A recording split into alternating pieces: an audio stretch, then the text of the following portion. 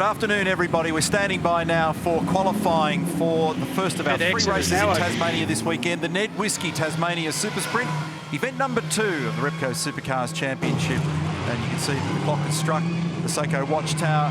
BP Ultimate pit lane now open. We're going to get on with the job. 12 minutes of Armour All qualifying to unfold here. It's going to be highly intense on this 2.4 kilometre racetrack now for Shane Van Gisbergen and Anton De Pasquale. The numbers are changing quickly at the top. Davis and De Pasquale waters now into the game. There's only 8/100ths of a second across the top 3 cars. Will Davison's been very quick so far this weekend. James Courtney's popped up to 3rd, also Neil. So that's a good response from Tickford. We said before that they weren't going well enough in the previous session. That's a nice response by Courtney and Waters to go to 3rd and 4th. Scott Pye up 16 spots. David Reynolds up 19 spots to go to the top. Well done, David Reynolds, a 50.62. Hazelwood up 15 positions to be 3rd. He was fast in the previous session also. So David Reynolds for Grove Racing in the Mustang to the top of the timesheets, 0.04 of a second in front of Will Davison. Now, Mark Winterbottom's done the fastest middle sector of the lot. De Pasquale's been fastest in Sector 1, Winterbottom in Sector 2, Reynolds in Sector 3, and Frosty, well done, up 11 spots with a 50.69, puts him to 3rd.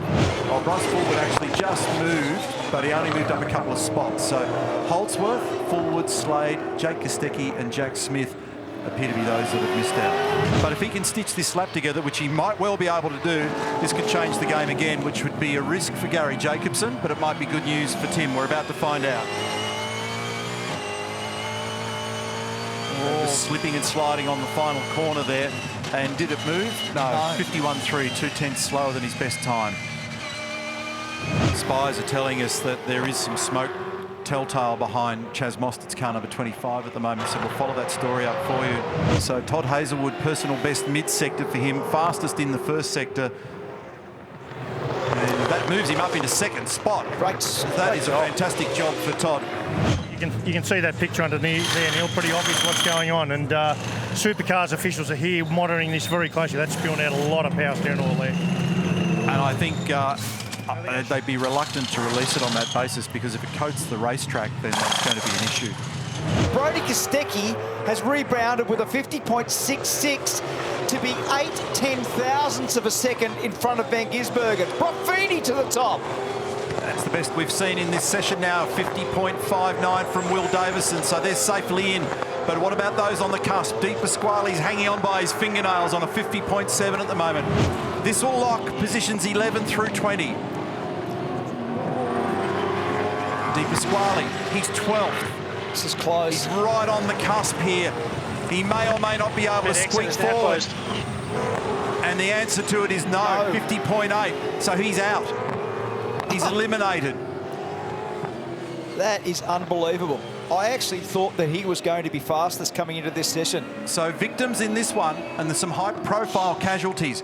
Winterbottom didn't make it. De Pasquale didn't make it. Mostert didn't make it. Reynolds didn't make it. Will Brown didn't make it, but we've still got Frosty out there, so he might, given that he's 11th, he might be able to resurrect this. But he's done a 50.5 in the first sector, and a 17.5 in the first sector, and a 17.8 in the second. I think that's too far away to make any difference, and he knows that from his dashboard. He's done. Wow, how quickly the game changes. Just missed it. It'll cost him time there on that last piece. Ended up doing a 51.2. What happens is when you can't get it stopped up there at turn 6 and he missed that apex, you're slightly on the wrong side of the crown of the road, and then it slides in the rear all the way through the exit of 6, and you were actually on board and witnessing how awkward that can be, and it just delays cracking the throttle through that corner. You need to be sitting right on top of that curb on the inside. So Van Gisbergen's opened the batting again with a 50.6. He's jammed on that number at the moment. Well, that shows the professional approach by Van Gisbergen. He's just been able to replicate 51 for now. Those numbers. All right, we're going to get on with it. Inside 2 minutes. Qualifying, race number 3. We're about to sort out an Armour All pole. And if there's a racetrack where it matters, this is it. Van Gisbergen's got the provisional pole so far. Is there enough space between everybody? Does Van Gisbergen get a little bit of benefit from his teammate, Brock Feeney? He come out of there very nicely. There was almost no wheel spin then for Van Gisbergen. Brock Feeney's done a slightly better job in Sector 1 than anybody else in this run so far. Now, Feeney's got his own toe going because he's right up in behind Hazelwood.